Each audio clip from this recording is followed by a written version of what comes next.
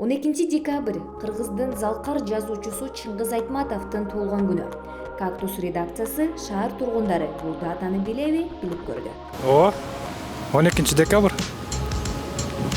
12 декабря, 12 декабря. Вы знаете писателя Чыңгыз Айтматова? Да, конечно.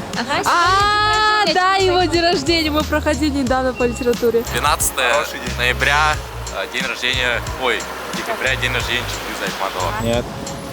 А вы знаете сегодня какой день? 12 декабрь, кайсы күнү экенин билбей аткам, бирок 12. Чыңгыз Айтматовду билесизби? Жазуучу да кыргыз. Бүгүн жазуучунун туулган күнү. Чыңгыз Айтматовдун төрөлгөн күнү негизи. Дагы бир башка маанилүү неме болсо, Чыңгыз Айтматовдун туулган күнү. Какие цитаты знаете Чыңгыз Айтматова, либо про него? Все мы в одной лодке. эң эле азыр актуалдуу көп адамдар бирге, жана адамга эң кыйын бул күн сайын адам болуу. Белый пароход, Джамиля. Мы рисовали даже Пегового пса, да? Да. Материнское поле. Да, Материнское поле. Ну, наверное, любим Белый пароход. Мы еще недавно фильм смотрели, новую адаптацию. Очень хороший, мне кажется. И «Дольше века длится день» еще произведение. Вроде еще легенда, это Манкурси, тоже очень нравится. Хакиме, да, было. Джамиля.